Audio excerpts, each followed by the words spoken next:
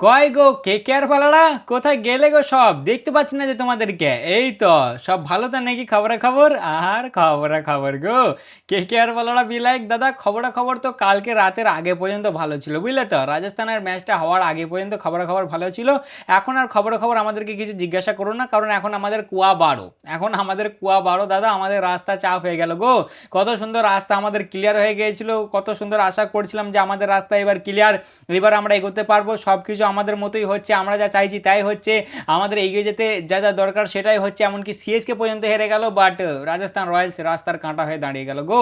এরা কোথা থেকে আন্ডারগ্রাউন্ডের বাজ পাখি হয়ে চলে এলো এবং প্রোগ্রাম করে ম্যাচ জিতে টপ ফোরে ঢুকে পড়লো, এটাই ভাবছে এখন কেকার বালারা। বাট আমি তোমাদেরকে ভরসা দিতে এসেছি বড় ভাই, বুঝলে তো, ভয় খাওয়ার কিচ্ছু নাই, ভয় খাওয়ার কিচ্ছু নাই, চান্স এখনো আছে, চান্স এখনো আছে। কি জন্য ভয় খাচ্ছ তোমরা? হ্যাঁ, কি জন্য ভয় খাচ্ছ বলো তো? তোমাদের সিজনের শুরুটা কিভাবে হয়েছে? তোমরা তো অলরেডি ডাউনফল দেখে এসছো, তাহলে এর থেকে আর খারাপ কি হতে পারতো বলো? 5টা ম্যাচ তোমরা হেরে আসছো সমানে, ঠিক আছে, মানে হেরে এসেছো আর কি, যেটা জীবনে হয়নি কেকেআরের সেটা হয়েছে কেকেআরের সাথে এইবারে। তাহলে এর থেকে খারাপ আর কি হবে বলো? কোয়ালিফাই এখান থেকে না করতে পারলে না হবে, তাই বলে কি তোমরা এত সহজে হাল ছেড়ে দেবে? এখন থেকেই হাল ছেড়ে দেবে? মরার আগে ভূত হয়ে যাবে, তাই আবার কখনো হয়? কেউই হাল ছেড়ো না, না সিএসকে বলারা, না পাঞ্জাব বলারা, আর নাই তোমার কেকেআর বলারে, কেউ তোমরা হাল ছাড়বে না, ঠিক আছে? কি আছে কপালে ভাই বলা যায় বলো না? পাঞ্জাব কিংসকে দেখো, ওরা তো কত সুন্দর টুর্নামেন্টে শুরুয়াত্রা করে এলো। হ্যাঁ, প্রথমে 7টা ম্যাচে 6টা ম্যাচ জিতলো, দেখে মনে হচ্ছিল যে ভাই এরা তো সবার আগে কোয়ালিফাই করবে। কি মনে হচ্ছিল কি না যে এরা সবাই আগে কোয়ালিফাই করবে, ট্রফি দিয়ে দাও এদেরকে, কারণ এরা নামবে না এখান থেকে। তারা দেখো আজকে বেরিয়ে গেল, এমনকি তারা কোয়ালিফাই করবে কিনা সেটাতেও কোনো গ্যারান্টি নাই। আবার যে রাজস্থান রয়্যালস প্রথমে 4টে ম্যাচ জিতে এলো, তারপরে 8টা ম্যাচে ভাই পরস্পর 6টা হেরে গেল, জাস্ট 2টো জিততে পেরেছিল।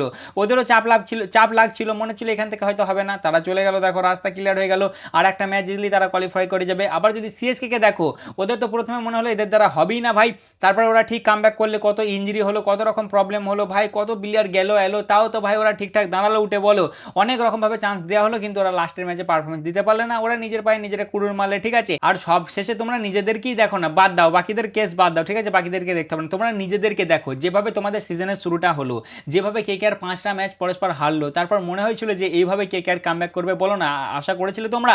আমি জানি 90% লোক এটা আশা করেনি যে কেকেআর পরস্পর ম্যাচ জিতবে ওরকম 5টা পরস্পর হারার পর, যেটা জীবনে হয়নি তাদের সাথে। মানে ওর থেকে খারাপ আর তোমাদের কি হবে বলো? জীবনে কেকেআর 5টা ম্যাচ হারেনি পরস্পর, সেই জায়গায় তারা এইবারে 5টা ম্যাচ পরস্পর হেরে গেল, তাহলে ওর থেকে তো আর খারাপ কিছু হতে পারতো না। তাহলে সেই জায়গা থেকে তোমরা উঠে এসে পরস্পর 4টে ম্যাচ জিতলে, একটা ম্যাচ যাই হোক আরসিবির সামনে হেরে গেলে, তারপর আবার গুজরাট টাইটান্সকে হারিয়ে দিলে, যারা ভাই টপ লেভেলের টিম, ঠিক আছে, পরস্পর 5টা ম্যাচ জিতে আসছিল, তাদের বোলিং মুখ দিয়ে আগুন বের করছিল, তাদের সামনে তোমরা 247 লাগিয়ে দিলে, বলো আবার কি লাগবে? এর থেকে বড় মোটিভেশন আর কি চাই? তাই আমি বলছি শোনো, হাল ছেড়ো না ভাই, হাল ছেড়ো না, বলা যায় না কি হবে, এদেরও মুম্বাই ইন্ডিয়ান্সের সামনে ম্যাচ আছে, বলা যায় না, যদি হেরে যায় তাহলে ফুল চান্স থাকবে তোমাদের, সবার থেকে বেশি তোমাদের, আর ওই পাঞ্জাব কিংসের সব থেকে বেশি চান্স থাকবে যদি এরা ম্যাচটা হেরে যায়, তাই তোমাদেরকে এই দুটো ম্যাচ জিততেই হবে। বরঞ্চ এখন যদি তোমরা হার মেনে এই ম্যাচটা হেরে যাও, তাহলে ভাই তোমাদের দ্বারা আর কিছু হবে না, তাহলে হবে না, বুঝলে তো।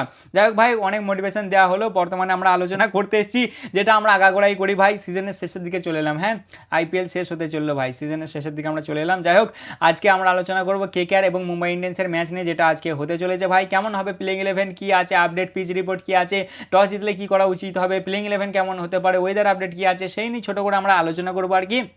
তাহলে চলো আর বেশি না বকে ভাট, আজকের ভিডিওটা শুরু করা যাক। যারা চ্যানেলে নতুন আছো, এখনো সাবস্ক্রাইব করে নেবে, অবশ্যই সাবস্ক্রাইব করে নেবে, আর যারা ফেসবুকে দেখছো অবশ্যই ফলো করে নেবে। রাজস্থান রয়্যালস যদি ম্যাচটা হেরে যেত না, তাহলে ভাই সত্যি আমি মেনে নিতাম যে ভাই সব কিছু কেকেআরের জন্যই হচ্ছে, বাট ওরা যেহেতু জিতে গেল, তাহলে কেকেআরের কপাল হয়তো একটু ভাই ব্যাঁকা আছে। যদিও ভাই কেকেআর যেভাবে কামব্যাক করে এসছে সেই অনুযায়ী আমি খুশি ভাই, বুঝলে তো, যেভাবে শুরু হয়েছিল আর যেভাবে কেকেআর বর্তমানে খেলছে, সত্যি জাস্ট টপ লেভেলের ভাই, অসাধারণ, কোনো জবাব হয় না কো। বাট সিএসকে সব থেকে তো খারাপ গেল না বলো, সিএসকে থেকে তো তোমাদেরটা খারাপ নয়, সিএসকের জন্য ফুল চান্স ছিল, তোমাদেরটা তো তাও ভাই মানে 95% ছিল, কারণ তোমরা 15 পয়েন্ট অব্দি যেতে পারতে, আর ওই রাজস্থান রয়্যালস সিএসকে ওরা 16 পয়েন্ট পর্যন্ত যেতে পারতো, বাট সিএসকে কি করলে বলো, সেই তুলনায় তোমরা ভালো আছো। যাই হোক ভাই, এবার যদি চলে আসি তোমার এই আলোচনার দিকে, কেকেআর 5টার মধ্যে, কেকেআর লাস্ট 5টা ম্যাচে তোমার 4টে জিতেছে, জাস্ট একটা হেরেছে, তারা লাস্ট ম্যাচ গুজরাট টাইটান্সের সামনে ডমিনেটিং পারফরমেন্স দিয়ে জিতে আসছে, আর মুম্বাই ইন্ডিয়ান্সও লাস্ট 5টা ম্যাচের মধ্যে 3টে হেরেছে, 2টো জিতে আসছে, এবং তারা লাস্ট ম্যাচ পাঞ্জাব কিংসকে হারিয়ে আসছে। আসছে, মানে দুটো দলই লাস্ট ম্যাচ জিতে আসছে আর দুটো দলের কাছেই মোমেন্টাম আছে, দুটো দলই বর্তমানে ভালো খেলছে, মানে লাস্ট ম্যাচটা যদি দেখো তাহলে ভালোই খেলছে। আর যদি এবার চলে আসি পয়েন্টস টেবিলের দিকে, পয়েন্টস টেবিলে মুম্বাই ইন্ডিয়ান্স বর্তমানে আছে 9 নম্বরে, যারা 12টা ম্যাচ খেলেছে 4টে জিতেছে 8টা হেরেছে, 8 পয়েন্ট তাদের কাছে আছে এবং তাদের নেট রান রেট হচ্ছে -0.50, মানে ওরা এলিমিনেট হয়ে গেছে ভাই। ওরা যদি এই ম্যাচটা জিততে পারে তাহলে ওরা 10 পয়েন্ট অবধি যাবে আর বাকি কিচ্ছু হবে না, কোনো রকম কোনো চেঞ্জ হবে না, মানে ওরা হারলেও যায় আসবে না, জিতলেও একটু যায় আসবে ভাই, টিমের মোমেন্টাম ভালো থাকবে আর কি, মানে ভালো লাগবে দেখতে, বাট তাছাড়া আর কোনো রকম কোনো যায় আসবে না। বাট এরপরেই যদি আসি কেকেআরের কাছে, কেকেআরের কাছে কিন্তু ভাই মরণ তরণের লড়াই, ঠিক আছে, কেকেআর হাল ছেড়ে দিতে পারে না, হাল ছেড়ে দেওয়া মানেই হেরে যাওয়া, হাল ছাড়তে পারে না। কেকেআর বর্তমানে আছে 8 নম্বরে, কেকেআর 12টা ম্যাচ খেলেছে 5টা জিতেছে 6টা হেরেছে, 11 পয়েন্ট তাদের কাছে আছে এবং তাদের নেট রান রেট হচ্ছে -0.40, ঠিক আছে। তারা যদি এই ম্যাচটা জেতে তাহলে তারা চলে যাবে তোমার 6 নম্বরে, বর্তমানে আছে 8 নম্বরে, যদি এই ম্যাচটা তারা জিততে পারে তাহলে চলে যাবে তারা 6 নম্বরে, সাথেই 13টা পয়েন্ট হয়ে যাবে তাদের, সাথেই পুরোপুরি চান্স থাকবে তোমার কোয়ালিফাই করার, ঠিক আছে, পুরোপুরি চান্স থাকবে, মানে যদি হেরে যায় রাজস্থান রয়্যালস তাহলে পুরোপুরি চান্স থাকবে ভাই এদের কোয়ালিফাই করার, আর তার সাথেই এরা তোমার টপ 15 পয়েন্ট অবধি যেতে পারবে। বাট যদি এই ম্যাচটা হেরে যায়, যদি এই ম্যাচটা কেকেআর হেরে যায় তাহলে কেকেআর এলিমিনেট ভাই, মানে এলিমিনেট হয়ে যাবে, তাহলে কেকেআর 13 পয়েন্ট অবধি যেতে পারবে আর তাদের তো কাজ হবে না, কারণ তোমার রাজস্থান রয়্যালস অলরেডি 14 পয়েন্ট নিয়ে ঢুকে গেছে, একটা স্পটই ফাঁকা আছে, লাস্টের দিন যে ডিসাইড হবে কারা এগোবে কারা এগোবে না, তাই কেকেআরের জন্য এটা মরণতরণ লড়াই, আর কেকেআর তো মরণতরণ লড়াই করে আসছে ভাই, পরস্পর 5টা ম্যাচ হারার পর তাদের জন্য সব কটা ম্যাচই মরণতরণের লড়াই, মানে হয় জিততে হবে আর নাহলে বেরিয়ে যাও, তাই এই ম্যাচও কেকেআরকে সেই লেভেলেরই খেলতে হবে আর ভালো পারফরমেন্স দিতে হবে। আর তাছাড়াও প্রথম ম্যাচে হারিয়ে দিয়েছিল ভাই মুম্বাই ইন্ডিয়ান্স, যে মুম্বাই ইন্ডিয়ান্স প্রথম ম্যাচে হারিয়েছিল না, তারপর থেকেই কেকেআরের ডাউনফল শুরু হয়েছিল, কেকেআর পরস্পর 4টা ম্যাচে, হ্যাঁ 4টে ম্যাচ তারপর হেরেছিল, তাই সেই বদলাও একটা নিতে হবে মুম্বাই ইন্ডিয়ান্সের কাছে। এরপরে যদি চলে আসি হেড টু হেড রেকর্ডে, হেড টু হেড রেকর্ডে বর্তমানে 36টা ম্যাচ হয়েছে দুটো দলের মধ্যে, কেকেআর জিতেছে 11টা এবং তোমার এমআই জিতেছে 25টা, এটা ভাই সব পুরনো ইতিহাস, ঠিক আছে, যা হওয়ার হয়ে গেছে অত ভেবে লাভ নাই।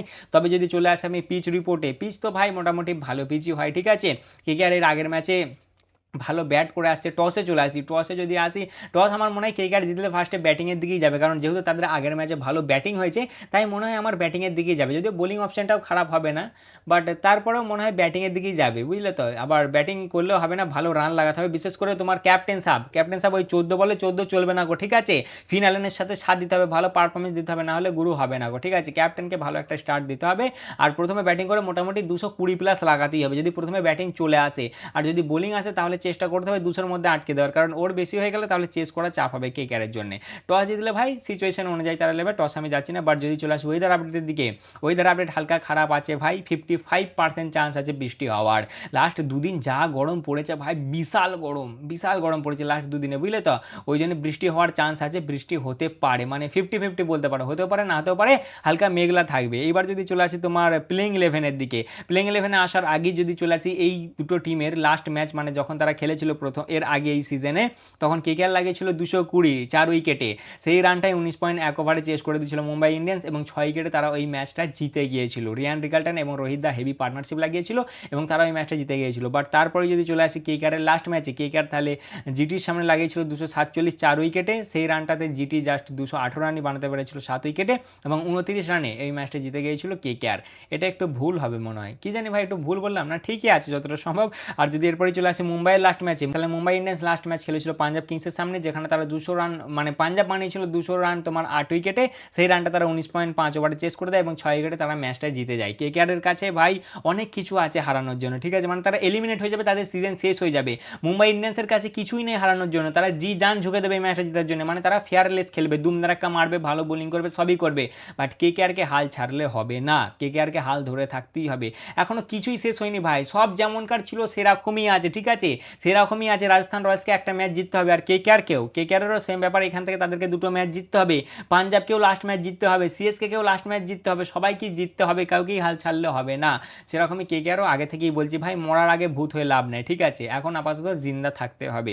এইবারে যদি চলে আসি প্লেইং 11-এর দিকে, প্লেইং 11-এ তোমার ধরো রাহানেদের সাথে ফিনালেনের ওপেনিং, 3 নম্বরে রঘুবংশী, 4 নম্বরে গ্রিন, 5 নম্বরে তোমার মনীষ, 6 নম্বরে রিঙ্কু দা, 7 নম্বরে আনসুল কাম্বোজ কেন অনুকূল রয় আর 8 নম্বরে নারায়ণ দা। এটা তো ফিক্স ভাই এই লাইনটা, এরপরে 9 নম্বরে ভরুণ দা, 10 নম্বরে কার্তিক, 11 নম্বরে ধরো তোমার সৌরভ, ঠিক আছে।